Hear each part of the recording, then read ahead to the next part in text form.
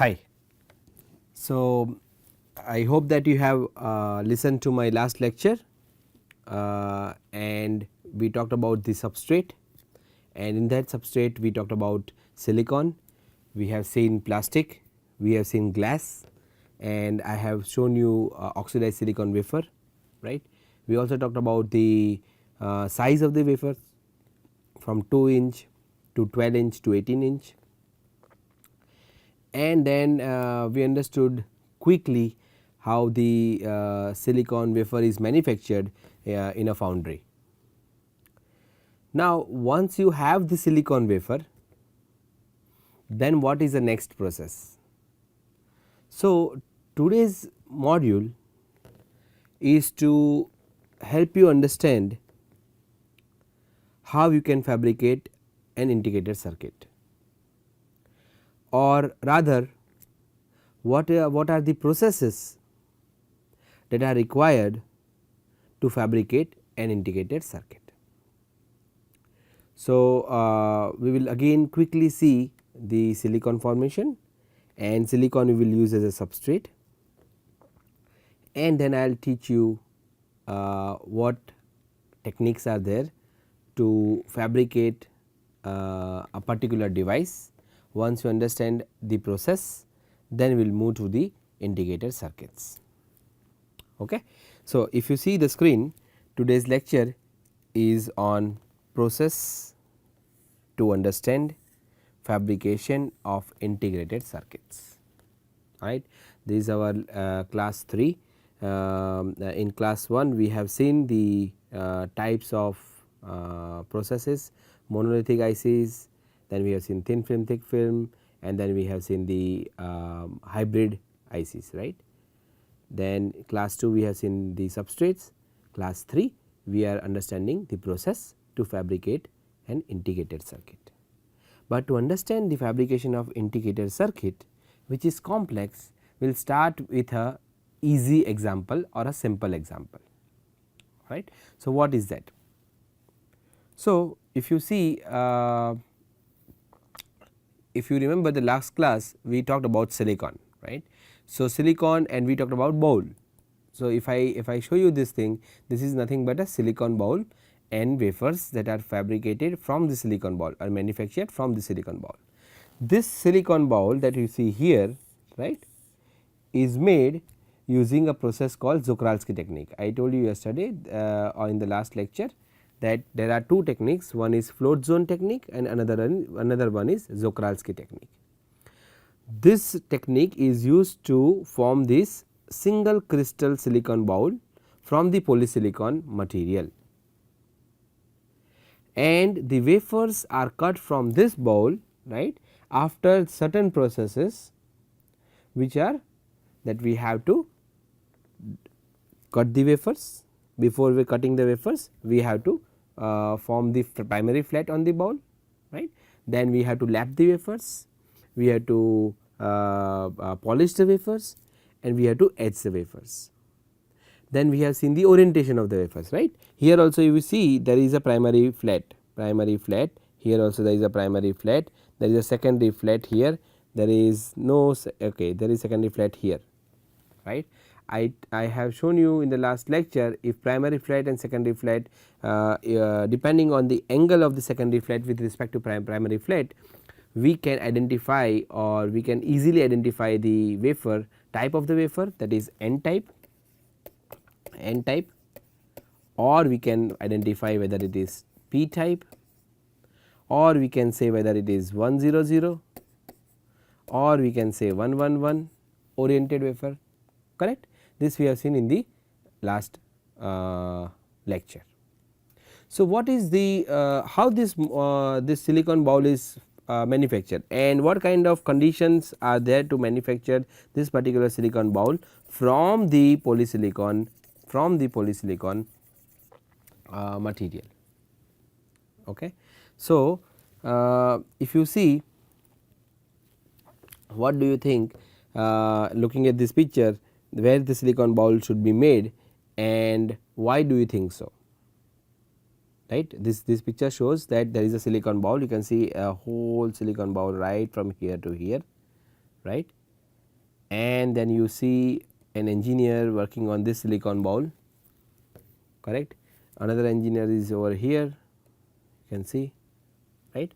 So, what do you think where this manufacturing or the fabrication of the silicon wafers or the process of the silicon wafers from polysilicon to silicon bowl to silicon wafers occurs, what kind of environment it should be.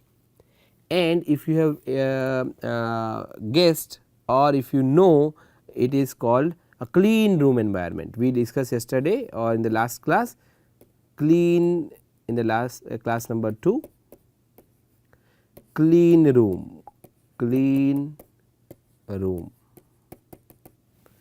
and then we have also seen class of clean room, right.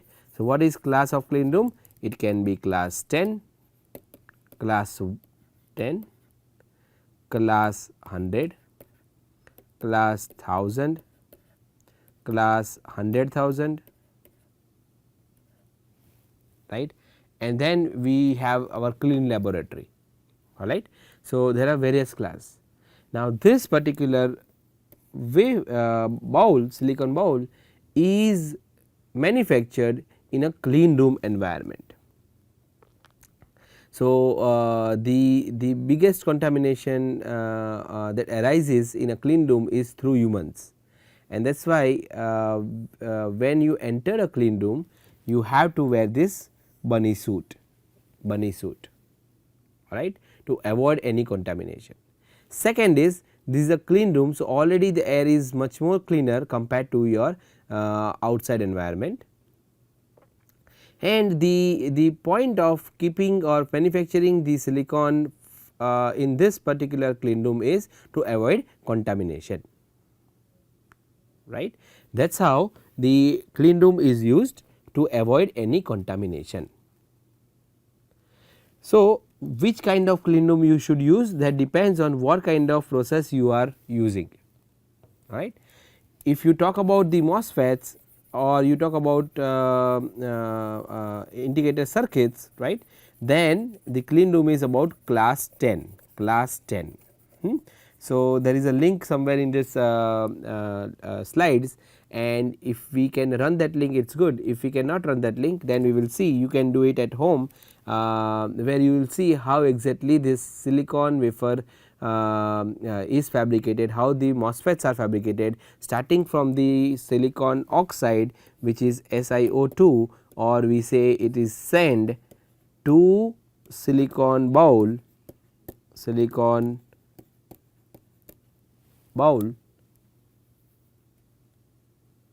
to MOSFET or transistors, to billions of transistors. So, the journey of silicon dioxide to the final circuit, right, it is shown in that video. So, I will just give you the link. If you can run it here, we will see it here. If you cannot run it, then you can see at home, all right. So, now we know that silicon bowl looks like this. We also know we require polishing, we require wire bonding, we require the cutting of the silicon wafers, and finally, we get this substrate. This is the substrate, right. So, how this silicon wafer we can obtain? This is just a quick link. So, you can see how the silicon wafer we can obtain. You see, this is the silicon wafer, as you can see in this particular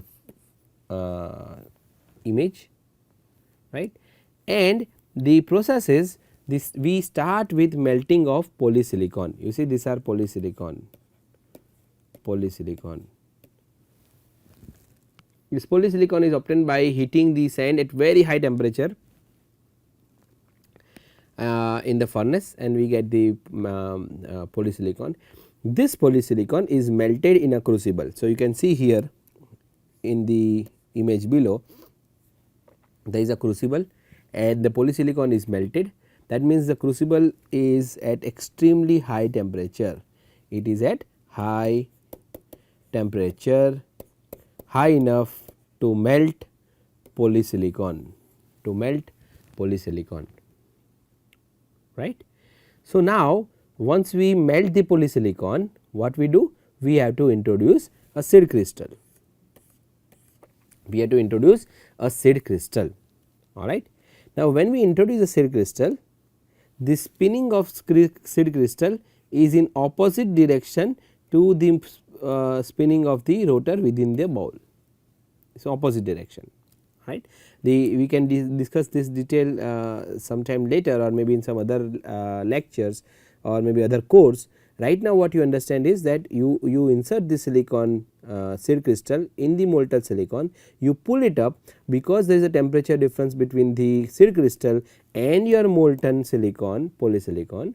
You will start, when you pull it up, a formation of single crystal bowl. This is about 200 to 300 millimeter in diameter, 200 to 300 millimeter in diameter. And finally, when you are done, you will see a bowl which is ready, right, for your further processing, that is for your silicon wafers. So, when you start with polysilicon, right, you melt it, you introduce seed crystal, you pull the seed crystal. When you pull the seed crystal, there is formation of this single crystal, and then you will see a bowl which looks similar to this one, or it looks similar to this one, you see, right. So, this is how the bowl is is manufactured from the silicon dioxide, from the polysilicon, if you want to say it is from the polysilicon. So, now if you compare the same thing with the images which are below, right, which is right over here, this one, then you see this melting of polysilicon, you see there is an introduction of seed crystal, you see the rotation, is in opposite direction, and then you see here formation of this bowl, right. Finally, you are pulling out the bowl from the molten silicon, and here is your crucible, this one is your crucible, right. Let me draw it correctly. This is your crucible, how you spell it? C-R-U, C-I-B-L-E, crucible, alright. This is crucible, this one, this is at very high temperature, so that this polysilicon is melted, Once it is completely melted, then only we introduce you this seed crystal. Once it is melted, then you introduce seed crystal, okay, alright. So, this is how the bowl is fabricated, okay, nice. Now, this is the link, if you guys can note down, or when the lecture is uploaded, you can see this particular link in a YouTube, and you will see how it is manufactured, how this whole process is done, right. So, it will give you a better idea of what I am teaching right now, right, because whatever you hear and whatever you see, right, when you see more things, you learn more compared to what you read or what you hear, right. So, when you watch this YouTube video, along with that you will hear the information, right, you will understand more things rather than reading something from the book. This particular process I am talking about, alright. So, look at this YouTube video and you will see how the things are manufactured, how the silicon bowl is manufactured from the polysilicon. Now, let us see this process. This is same process, right, but it is a schematic. If you see, argon is introduced here, this is the crucible shaft, like I said, crucible shaft, and the rotation of the seed holder is in reverse direction. You see, if this is the anti-clockwise, this moves in a clockwise direction, right. This shaft, if moves in a clockwise direction, the seed crystal moves in the anti-clockwise direction, or vice versa, right. So, now what is there? You have seed holder, right, to hold the seed crystal, you have seed, you have crystal neck, you have shoulder cone, you have single crystal silicon, you have thermal sheet, heater, crucible susceptor, crucible and silicon melt, alright. So, what is the role of each of those? What is the role of each of those? So, let us go from the bottom. Silicon melt. Silicon melt is nothing but your polysilicon which is melted, because it is kept in a crucible which is at very high temperature. Crucible, you see this line, this one, the one that I am drawing is your crucible. Okay, this one is the crucible, crucible susceptor. Then this one is heater, you see this one is heater, this is heater.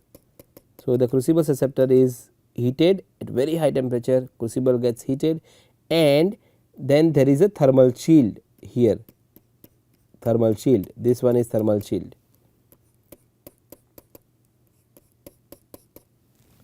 Okay. Now, what is that? Silicon melt, we have crucible, we have crucible susceptor, we have a heater, we have a thermal shield. Inside this crucible there is polysilicon which is in melted form.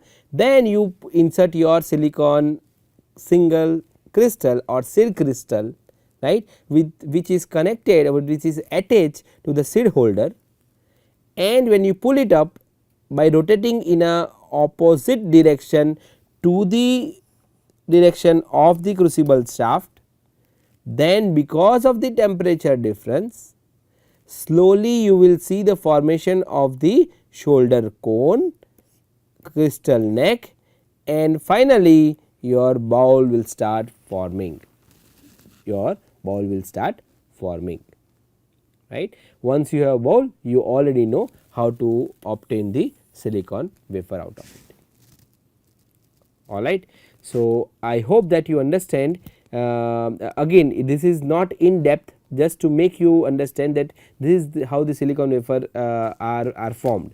The idea is not to really go in depth and understand how it is exactly done, but it is good to know, right, since it is not a idea of this particular lecture or course to make you understand how the seed crystals are formed, what are the orientation, what are Miller indices, and what will happen if I change from Czochralski technique to Frozen technique. That is not the idea. The idea is that you should know that you have the silicon substrate. Once you have silicon substrate, then what you can use or what you can do with this silicon substrate, but we should not be under some kind of confusion that how the silicon substrate comes into picture. So, one is how you can form the silicon substrate, and that is why I wanted to show it to you that this is the process which we used to form the silicon substrate. All right. So, let us go to the next slide. What we see? We see an example here of an interdigitated electrodes in SU8 well. Now, do not get confused, right, that suddenly why Hardik is talking of interdigitated electrodes and why he is talking of SU8 well, right. I told you in the last module that this kind of process, once you know, it will help you to understand how the MOSFET is fabricated, right, how MOSFET is fabricated. So, just look at this slide carefully for 10 seconds and we will continue. Just look at the slides. So, what is on the left side? Look at this, what is in the center and what is in the right side. Look at it and we will start in 10 seconds.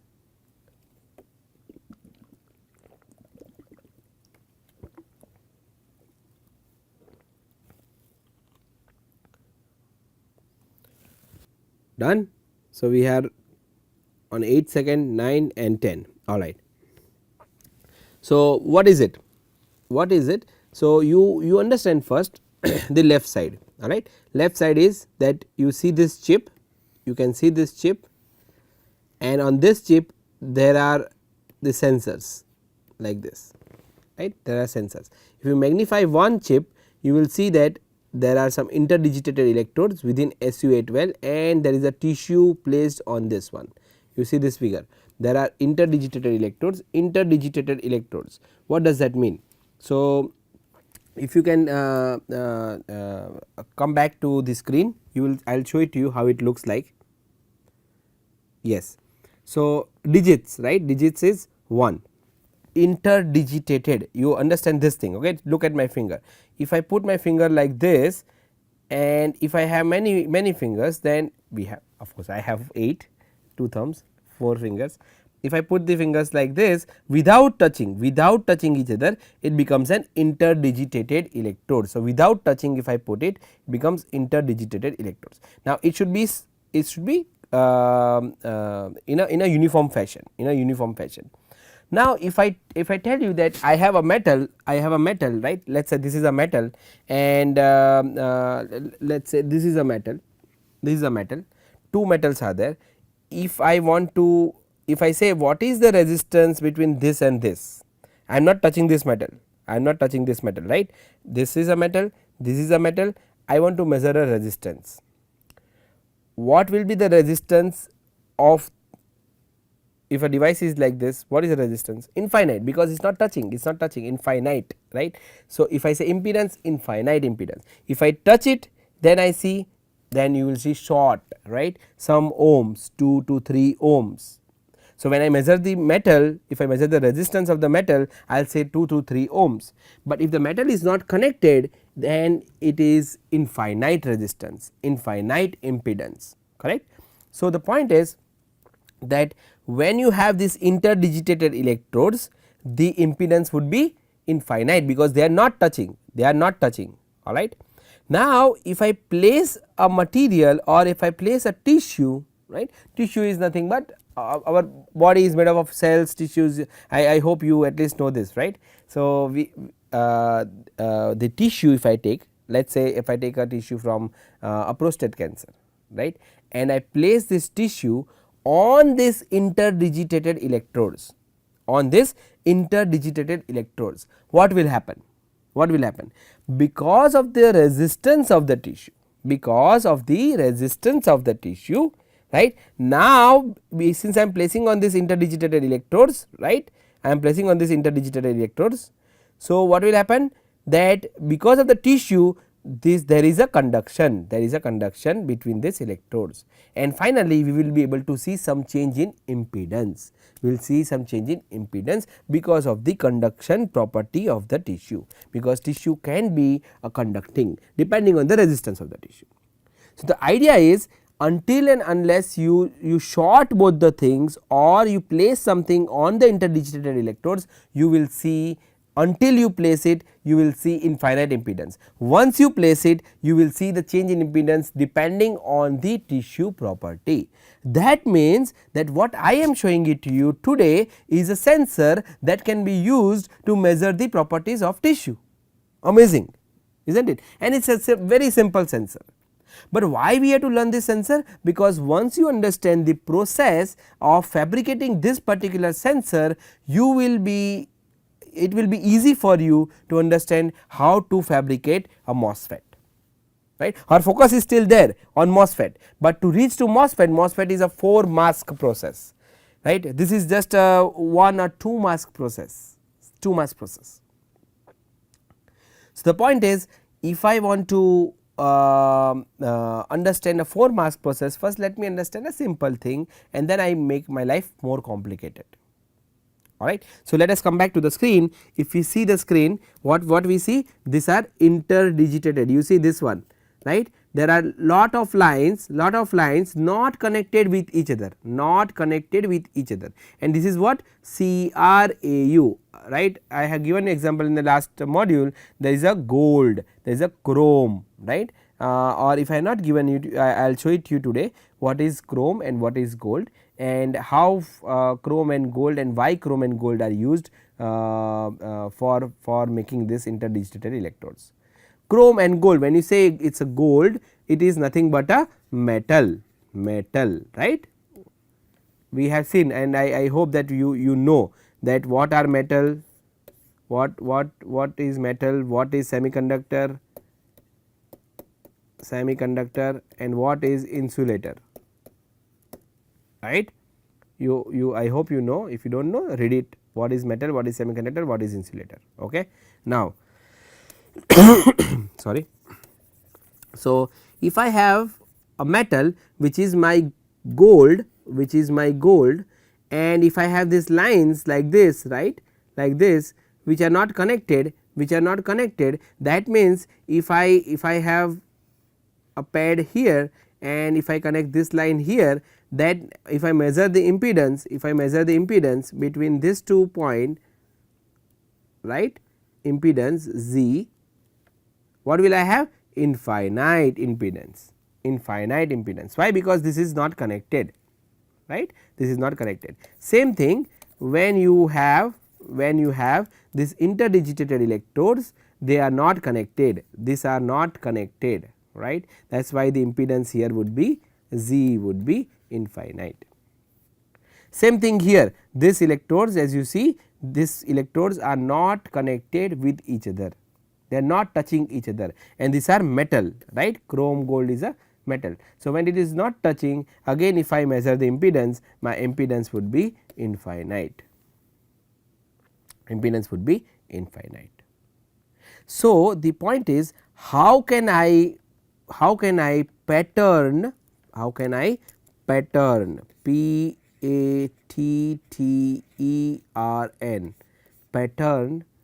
these interdigitated electrodes from metal or using metal. How can I do this? How can I pattern it? Right? What are the processes?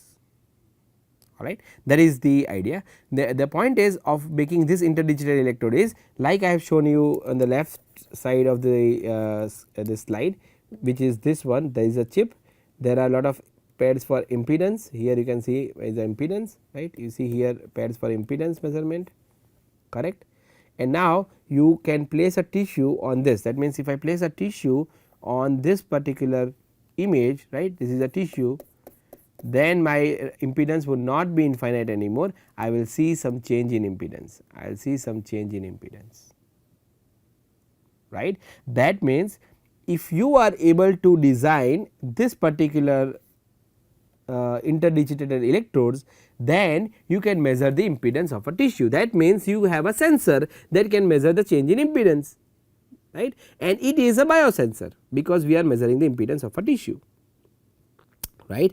Now, before we go to the process of how can we fabricate this particular interdigitated electrodes, right, inside the SU 8 well, let us first see when we connect this chip here, right, you see here, then we have the XYZ manipulator. When we place the tissue, you can see the change in impedance on the computer. Okay. So, these are the MEMS sensor. MEMS, why is MEMS, MEMS? Because we are using micro electro mechanical systems, right, let me write down 1 second, micro electromechanical systems, right, based sensor, all right. So, when we do a process which is related to micro electromechanical systems, it is called MEMS, short form is MEMS,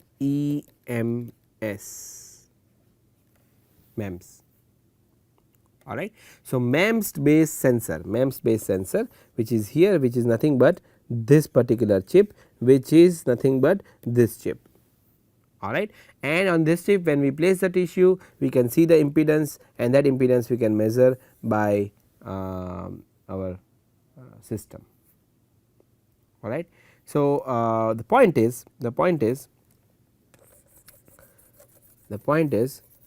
how you can fabricate this sensor, and let me again reiterate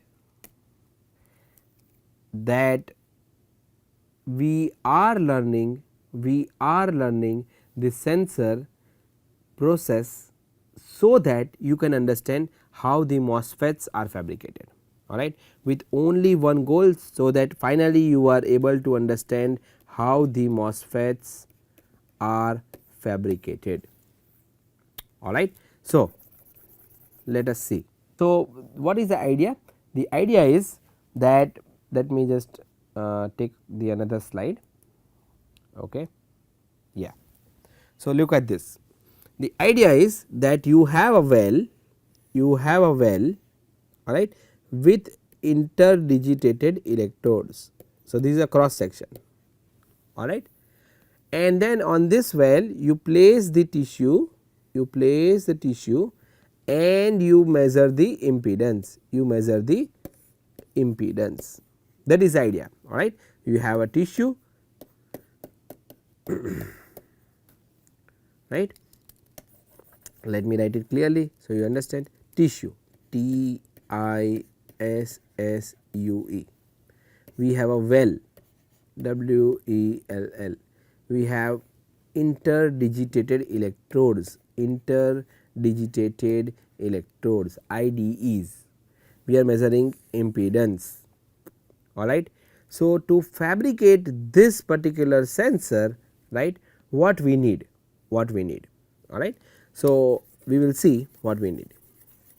Now, certain things we understand is that the metal, right, we need a metal. So, metal, let us write down here metal is what? Gold, right. Then we need material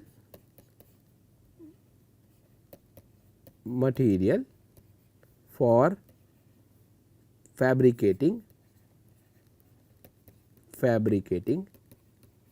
well. This material is SU8, all right. What is this? First one is we require metal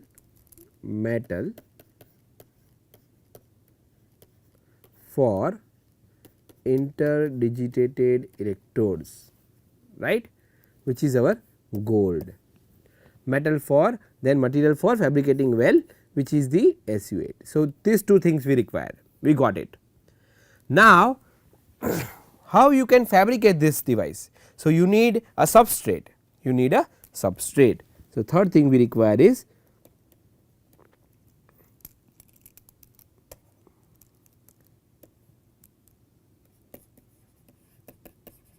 substrate. The substrate can be silicon or it can be glass. Substrate can be silicon or it can be glass, right. This thing we know. Now, we know what we require if we want to form interdigitated electrodes within a well, correct. It is very easy. Now, let us go one by one. So, first we require is a substrate, okay. So, I take a substrate and we will stick to silicon, right. Now, this is the substrate, all right. Now, let us see, if I use silicon is what? Silicon is semiconductor.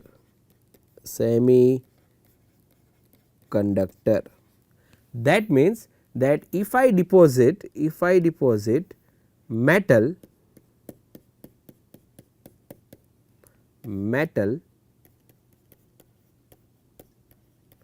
on silicon, then it will not work, right, because it is a semiconductor, it will start conducting. This is short, this metal and this substrate is short, right.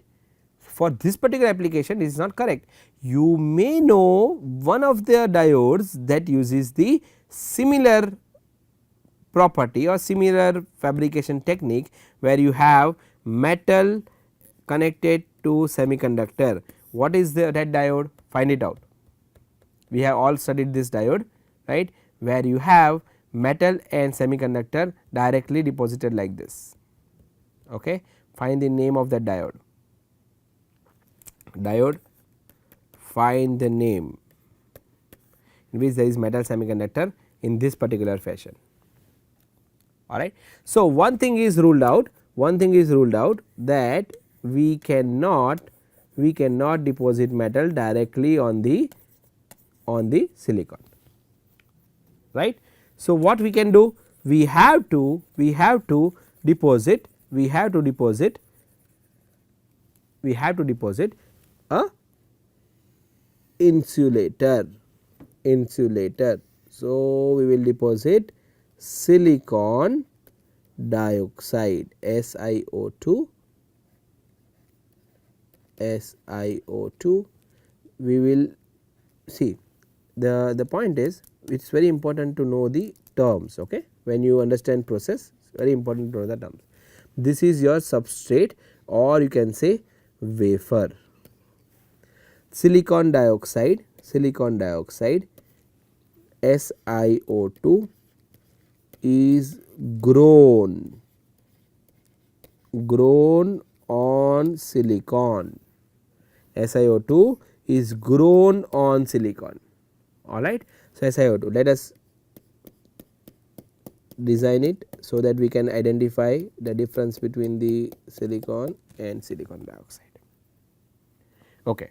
This much is easy, that you cannot deposit metal on silicon directly, because it will get shorted. So, we have to use insulator, and insulating film is nothing but your silicon dioxide. Awesome. Now, what we can do? We have this insulating film. On this insulating film, we have to have metal. What is metal for ID? It is a gold, right. So, next process would be, we have to deposit gold on top of this silicon dioxide, right. But if the gold has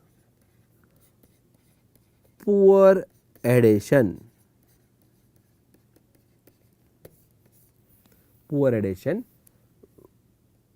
when directly deposited, when directly deposited on SiO2 or glass or silicon or any other substrate. What is that? AU has poor adhesion. Adhesion is nothing but sticking property, alright. If it does not stick properly, then we cannot use it further. So, it has a poor adhesion.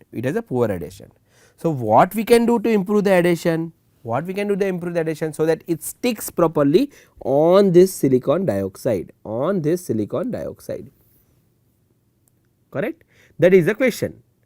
So, to improve the adhesion of gold, on the substrate, right, there is a process, and that process is, you deposit thin layer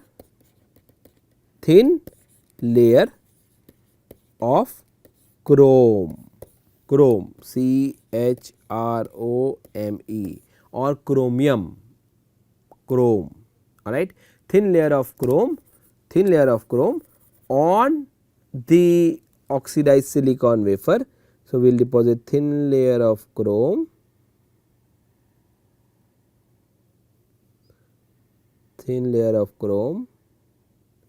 on oxidized silicon wafer. So, this is your chrome, alright. Thin layer, how much? About 50 to 80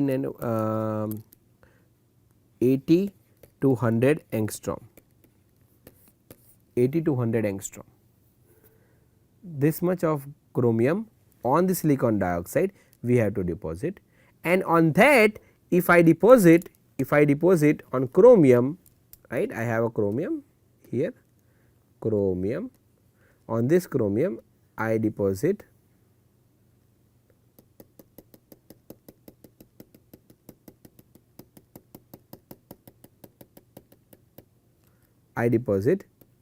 gold. gold, then the addition would be better, then the addition would be better, alright. This much is easy, this much is easy, right. What we have said, that if I directly deposit gold on the substrate, it has a poor addition, but if I use a thin layer of chromium and then deposit gold, the addition improves, right. So, that is the next step. Why? Because we wanted metal for interdigital electrodes, right, which is your gold, right. So, every time and anytime and every time when you see there is a gold, there is a thin layer of chromium, that is why we always denote chrome gold, we always denote this thing by chrome gold. We never say there is a gold, we always say there is a chrome gold, because there is a thin layer of chrome, extremely thin, like I said 80 to 100 angstrom depending on what is the thickness of gold, but generally around 80 to 100 angstrom that we use for improving the addition of your gold, right. So, you understand that you never deposit gold directly on the substrate, but you use a thin layer of chromium to improve the addition, right, very easy to understand. So, once I have this oxidized silicon wafer, first is I took a silicon wafer, I have grown the oxide, and then we will see each step, okay. We will see how we can grow the oxide, how we can deposit the metal, what are the techniques to deposit the metal, right, what are the techniques to grow the oxide. So, we will see one by one. Right now just understand that somehow we have grown the oxide, and on that oxide using some technique we have deposited a metal, alright. What is that metal? Metal is chrome gold, it is gold, right, deposited on thin layer of chrome to improve the addition, to improve the stickness, right. It will not stick, that is what I am saying. If you directly deposit gold on the substrate, it will crack, it will not stick, alright. But if you put a thin layer of chrome and then deposit gold, it will stick properly, right. So, the addition of the gold can be improved by using chrome. Remember this thing, it can be asked when you go for the interviews, and the people will ask you why you need a chrome for before gold. Can you deposit gold directly? You say no, it cannot be deposited because it has a poor addition. We have to deposit chrome and then we have to deposit gold. Easy answer, right? Okay. Now, let us go back to the screen and let us see further. Okay. So, what we have? We have gold on the SiO2, chrome gold on SiO2. Next step is we have to form the interdigitated electrodes, right. So, what we want is, this is a cross section guys, okay. Don't get confused when I am drawing cross section. This is your silicon dioxide,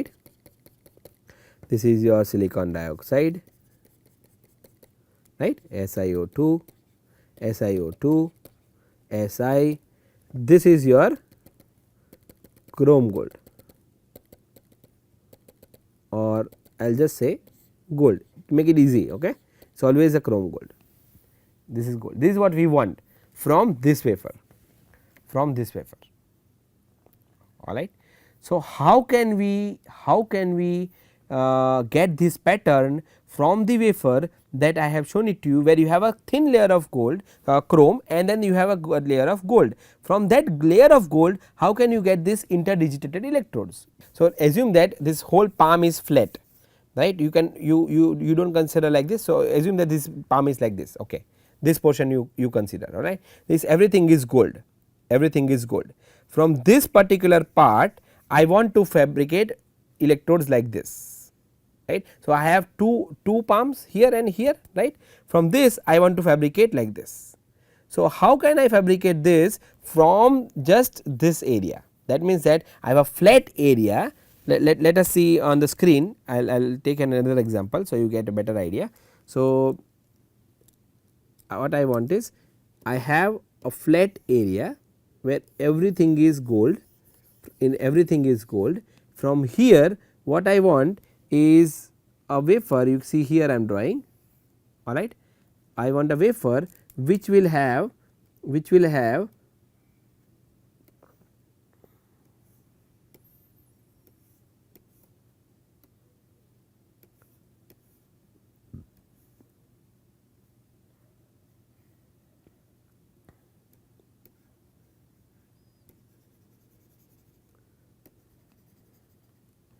pattern like this from here where everything is gold, right, everything is chrome gold, whole wafer is coated with chrome gold, correct. Here from here I want this particular wafer. If I do a cross section, it will look similar to this, right. If I do a cross section of this, so if I do a cross section from here, right, and I see, it will look like what I have shown here, got it. So, the point is from this you see here, how can I obtain this particular design, this particular pattern, that is the question, that is the question, alright. So, what we will see is a process called lithography. Very quickly we will see, because we have to discuss lithography in detail in some other class.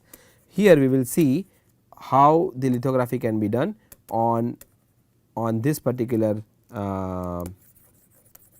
wafer, which is coated with your gold, and the gold is coated on silicon dioxide, right. So, from this wafer let us see the next step. Our next step would be on this wafer, where you have gold, you have chrome and gold, right. We will deposit, we will spin coat another pattern, so that you can understand the different material is there. We will spin coat photoresist, alright. What we will spin coat? Photoresist,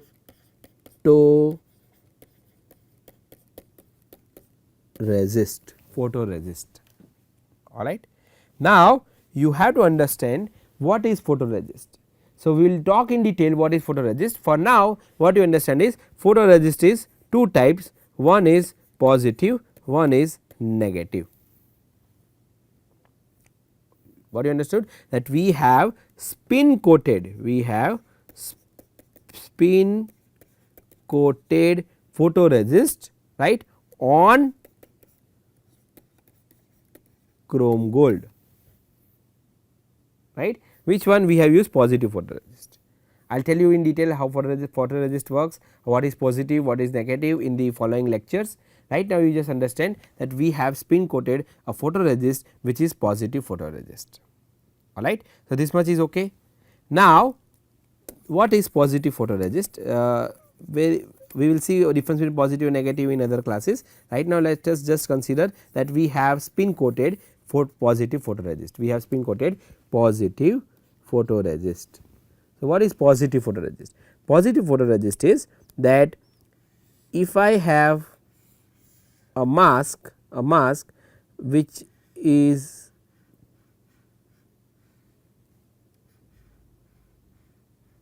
patterned in this particular fashion, right, which is patterned in this particular fashion, which is it has the design which says H,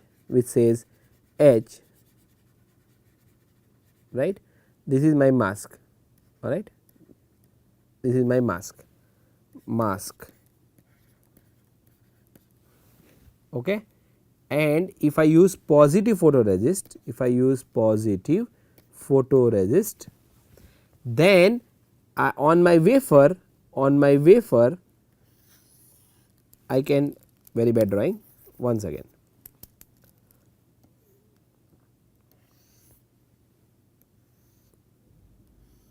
Okay. On my wafer I will retain this similar pattern, I will retain similar pattern which is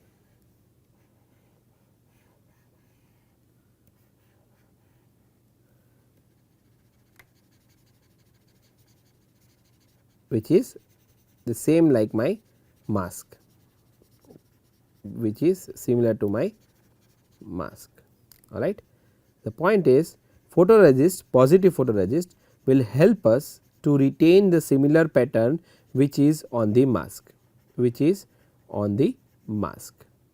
That means that using positive photoresist we can retain similar pattern which is on the mask on the wafer. This is wafer, okay. This much is easy. So, what we have seen? We have spin coated photoresist on the oxidized silicon substrate, and then we have seen a mask, and then we see that when you use positive photoresist, then you can retain the similar pattern on the wafer. This is easy, it is easy. So, the next step would be to use the mask, right, because why we have to use the mask, not this mask, not with this particular pattern, not with this particular pattern. Our mask would be with patterns for this interdigitated electrode, right. You see on the right side, on this interdigital electrode that we have to fabricate, right. So, our mask would have this interdigitated electrode pattern on it, alright. That mask we will use as a next step. Okay. So, I hope you understand. So, let us see how the mask looks like, alright. So, I will show you the mask which has the similar pattern, that we want on the oxidized silicon substrate, which is the metal. So, you see here in my hand I have the mask. So, if you can zoom, zoom in further. Okay. So, if you are able to see the pattern, right, you are able to see the pattern. This is a mask, and there are patterns on this particular mask, each are sensor. So, what is this pattern? This pattern is nothing but an interdigitated electrode. This pattern is nothing but an interdigitated electrode. This is chrome mask. This is a mask. You see, is a mask, chrome mask. All right, chrome mask. You see, I am showing it to you in from other direction, so you can understand, right. This is a glass and it is a 5-inch mask. It looks like this, right. It is chrome, material is chrome. So, my mask is my chrome mask. This mask I have to put on the wafer which is coated with photoresist. Alright. What was the wafer? Wafer was oxidized silicon wafer, on that we have chrome gold, on that we have photoresist. That particular wafer I had to load this mask on that particular wafer.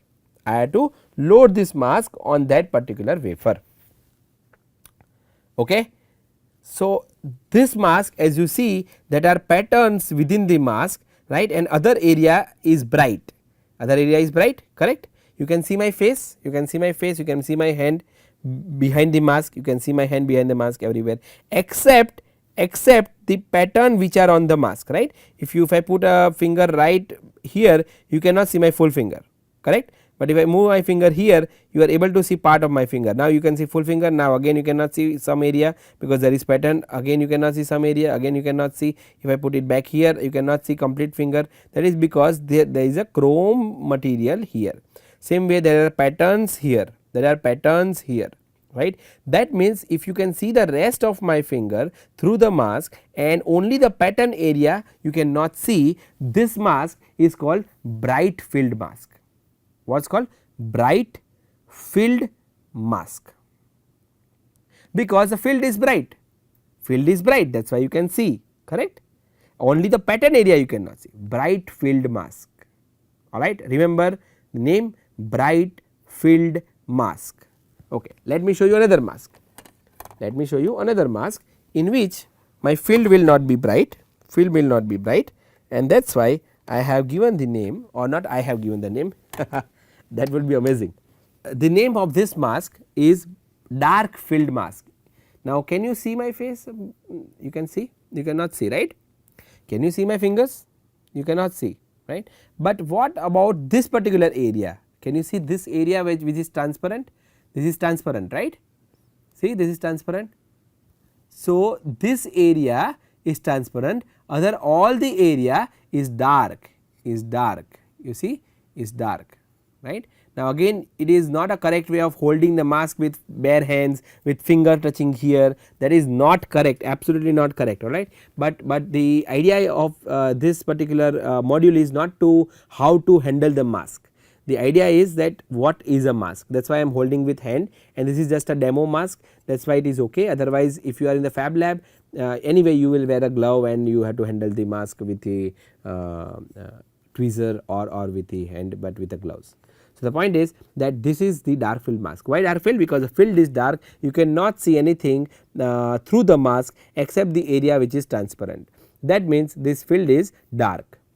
The earlier mask that I have shown it to you is bright field. Now, you can easily identify if there is a bright field mask or is a dark field mask. This is bright field, this is dark field, this is dark field, this is bright field. Easy, extremely easy, extremely easy, is not it? See, bright field, dark field, bright field, dark field. Now, do not forget this, alright. This is the terminology used for the mask. This is 5-inch mask. Yesterday, the last lecture we have seen is a 4-inch wafer.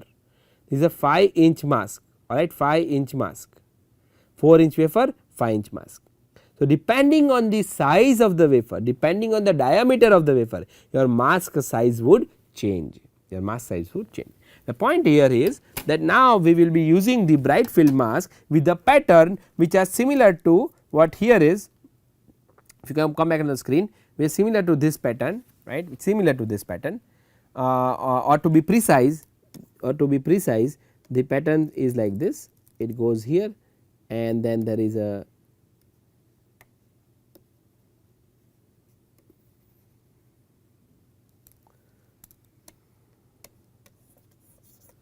it is similar to this. This is the pattern on the bright field mask that I have shown it to you, alright. So, the next step is I am removing this, so that we understand what we have done until here. We have spin coated positive photoresist. After spin coating photoresist, you have to pre-bake it at 90 degree centigrade, pre-bake at 90 degree centigrade for 1 minute, alright, pre-bake at 90 degree centigrade for 1 minute. After pre-baking for 90 degree centigrade for 1 minute, we will keep the mask, on the positive photoresist on this wafer. The mask has the pattern, right. What patterns are there? The patterns for the interdigitated electrodes, the patterns for the interdigitated electrodes. So, let us draw it quickly.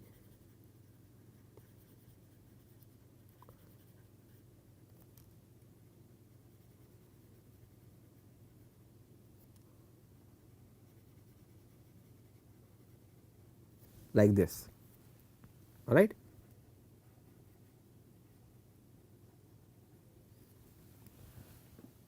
This is your mask, alright, this is your mask.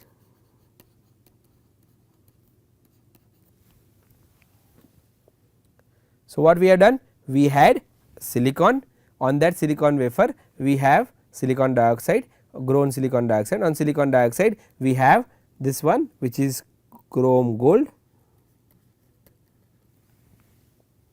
On chrome gold we have spin coated positive photoresist, this one, right. Then on positive photoresist, after spin coating positive photoresist, we have pre-baked the whole wafer at 90 degree centigrade for 1 minute. After pre-baking for 90 degree for 1 minute, we will attach the mask, to the wafer and we will expose it. There is a UV light.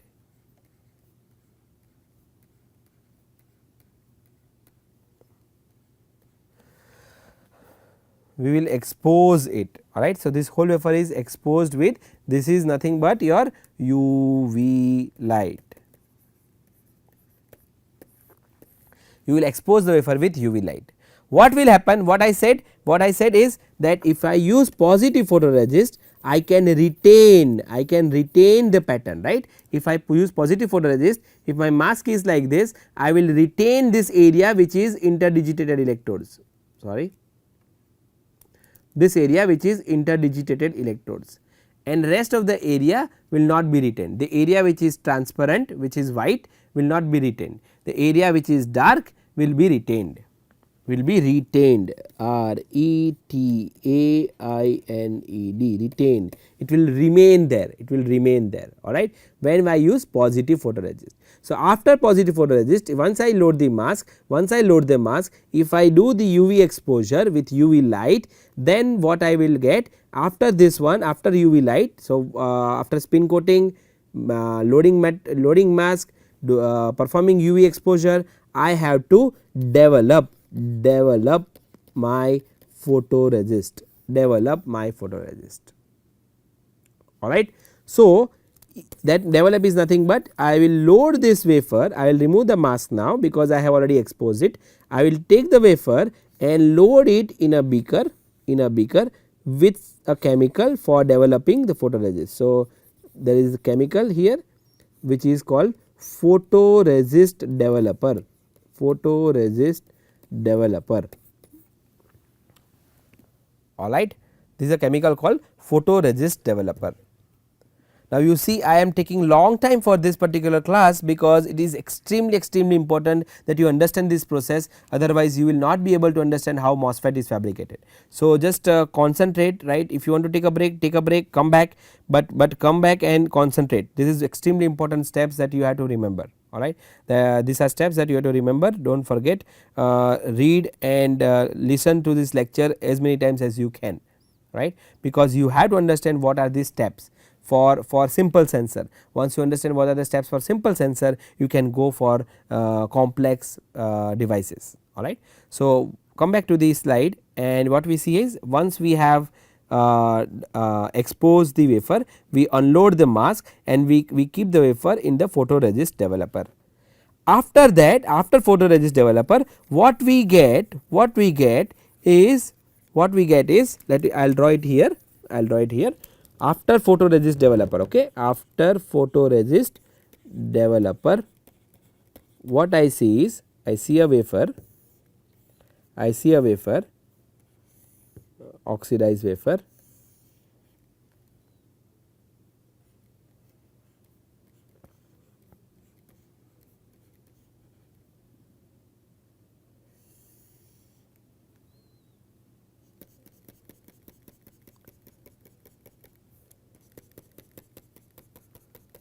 I see oxidized wafer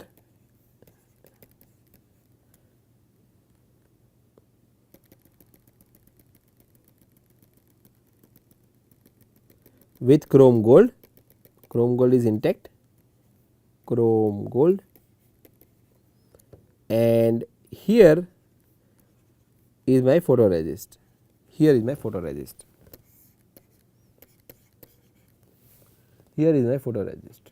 alright.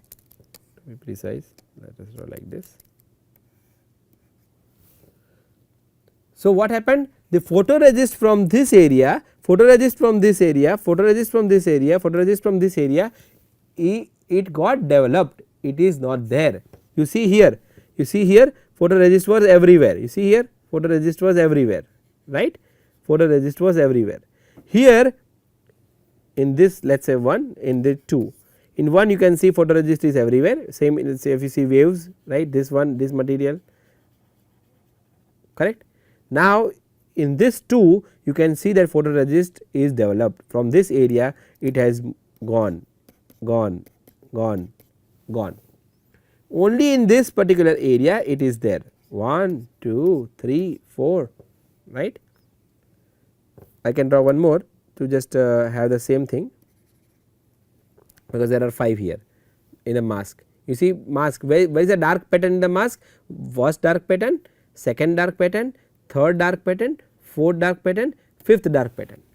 Same way the photoresist on this particular wafer, will be at 5 places intact, 1, 2, 3, 4, 5, 5 places it will be intact. Why it will be intact? Because we are using positive photoresist, I told you that when we use positive photoresist, we can retain whatever the pattern is there, right. That is why here you can see the positive photoresist remains in the area which was dark, which was this one, right. In the mask, what you can see 5 dark areas, 1, 2, 3, 4, 5. The mask that we have used is bright field mask, right. Only the patterns are dark and other field is bright field mask, and you can see here that the photoresist is retained only on the area which was dark, which was the patterned area, alright. Now what? What is the next step? Next step is Next step is, let us see what is the next step. Next step is, we will post bake this, we will post bake. That means, we will take this wafer, we will post bake at 120 degree centigrade for 1 minute. That means, we will heat this wafer on hot plate for 120 degree centigrade for 1 minute, alright. That is to harden the photoresist, that is to harden your photoresist, make the photoresist stronger. After this I will dip this wafer, in the chrome etchant. I will dip this wafer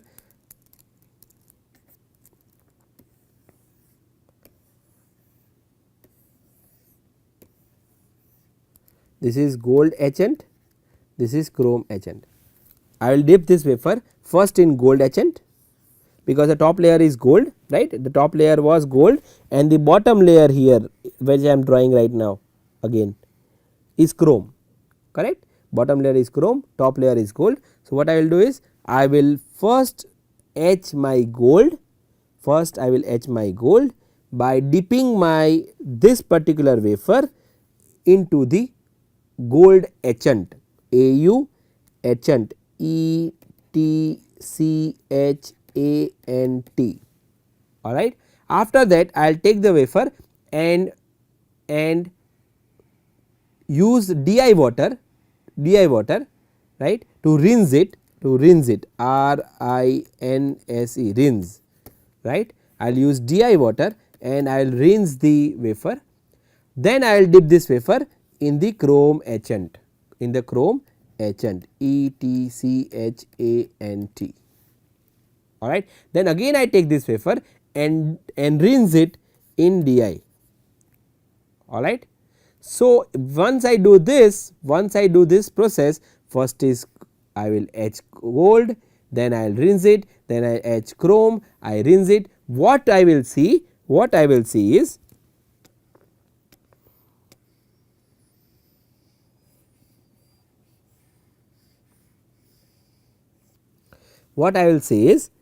I will see that the chrome gold has been etched or is etched, chrome and gold is etched from the area which was not protected by photoresist. The chrome and gold got etched from the area which was not protected by photoresist, right. This was not protected by photoresist. So, it got etched, very simple. Now what you have? You have photoresist, and photoresist is saving your photoresist is this one on the top, photoresist, this one is photoresist, this is photoresist on the top, this one is photoresist, this one is photoresist on the bottom, this five blocks that you see, these are nothing but chrome gold, right. This is chrome gold, this is chrome gold, this is chrome gold, correct. So, what we want that we want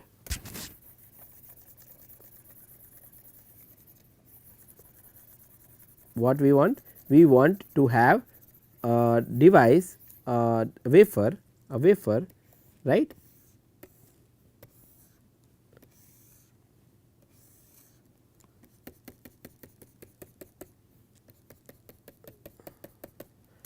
Wafer with interdigitated electrodes.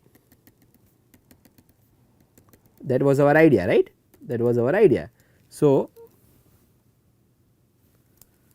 we want this as a final one, but what we got here is a wafer with photoresist, covering or protecting the interdigitated electrodes, right. You can see the top layer is photoresist. So, we have to strip the photoresist, we have to strip, strip, removing off, we have to strip the photoresist. for stripping the photoresist, we have to dip this wafer, in acetone, When you dip this wafer in acetone, what you will see, this photoresist will get stripped, and you will get silicon or oxidized silicon with interdigitated electrodes made out of chrome and gold. You got it? This is just one mask. This is just one mask. So, when we are going to use or when we are going to fabricate a MOSFET, it is a 4 mask process, right. But it is very important, once you understand the process, it is very easy for you to further understand what are the process for 4 mask. This is just one mask process, because we have used just one single bright field mask, right. But in case of MOSFET, we will see there are multiple masks, there are 4 masks, and then in case of piezoresistor cantilever there are 7 masks. So, it becomes complex and complex, but the point is, once you know the process of lithography, your life becomes easier, life becomes extremely easy. So, let us quickly recall what we have done, and we will see the SU 8 well on this interdigital electrodes in the following modules, in the next module, alright. Right now, let us recall what we have done to form this interdigitated electrode on oxidized silicon substrate, alright. So, let us come back to the screen, So, I will write it here what we have done. First thing we have done is we have taken a silicon substrate. Second, what we have done? We have grown silicon dioxide. Third, we have deposit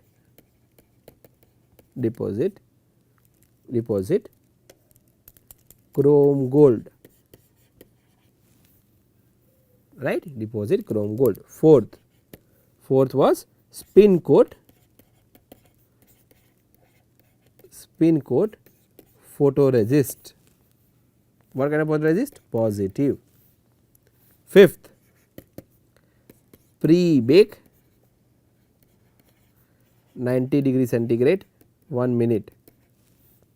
Sixth, load bright field mask. Seventh, expose using UV, right. Eighth, unload mask.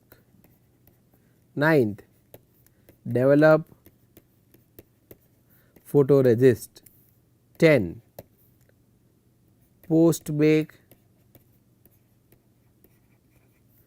wafer at 120 degree for 1 minute. 11, H gold. 12, rinse in DI. 13, H chromium. 14, rinse in DI. 15th, strip photoresist using acetone, right. When you perform this process, then you are able to get what? You are able to get the oxidized wafer with interdigitated electrodes, alright. How it looks like? It looks like this one, this interdigitated electrodes, or like this. You see this yellow line, this is chrome gold spaced, right, interdigital electrodes. Where are we? We are right now here. Okay. So, this is the step used to design or pattern your interdigitated electrodes using chrome and gold. This is one mask process. In the next lecture, in the next module, we will see how can you design the SU 8 well so that your interdigitated electrodes are within SU 8 well, because that is our idea, right. So, that will be your second mask process, that will be your second mask process. So, let us quickly recall what we have seen. We have seen in this particular module how the silicon bowls is fabricated, is manufactured, and there is a clean room that is required. Then we have seen how we can slice it, how the Czochralski technique or how the flow zone technique used quickly, not really in depth. Then we have seen that once you have the silicon wafer, how can you do a process. So, we have taken an example of an interdigitated electrodes within an SU 8 well, and then how you can fabricate these electrodes on the oxidized silicon substrate. Then we have seen two masks which are bright field mask and dark field mask, right. Then bright field mask and dark field mask, bright field mask, dark field mask, right. Then these are 5 inch masks we have designed. Then we have also discussed about photoresist very quickly, positive and negative, and we have not gone in detail, that we will see in the next modules. You have to just understand quickly that we have used positive photoresist, that is it, right. Now, positive photoresist, what was the advantage? Positive photoresist, that you can retain the image of the mask on the wafer, same image of the mask on the wafer you can retain if you use positive photoresist. Then we have seen the process. The process is, you take a silicon wafer, you grow oxide, on oxide you deposit chrome gold, on chrome gold you spin coat photoresist, on after spin coating photoresist you have to pre-bake the wafer at 90 degree, then you take a mask, load the mask, expose it with the UV, unload the mask, take the wafer, develop it. So, the photoresist that is exposed will get developed, right, and the photoresist which is covered with the mask, with the pattern of the mask, will stay there. Then you take out the wafer, you do the post bake, after post baking you remove gold, then you rinse it, etch the chrome, rinse it, then you put the wafer in the acetone, and acetone will strip out the wafer, strip out the photoresist.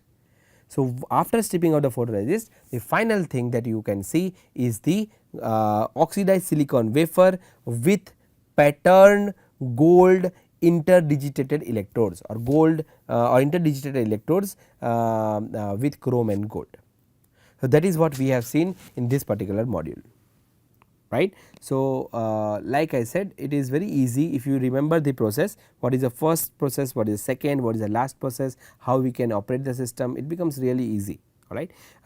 So, what we see right now is, what we have seen is we can now at least pattern a metal on the oxidized silicon substrate. In the next module, let us see how we can form the SU 8 well, and what is the process for forming the SU 8 well, and then we will move to the next one where you level up one more thing, and instead of one mask you use multiple mask, or you use 2-3 masks. Now, you understand that single mask is okay, but when multiple masks comes into picture, there is a process called alignment, and within the multiple mask or within the mask there is a lot of defects. So, we will see in the next module. Till then, you just look once again what I have taught you in this particular module, see it, learn it, right, and if you have any doubts you can ask me anytime, that is not a problem.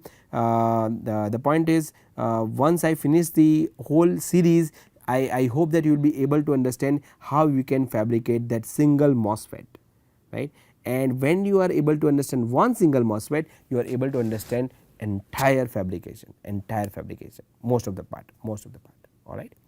Okay. So, till then you take care, and I will see you in next module. Bye.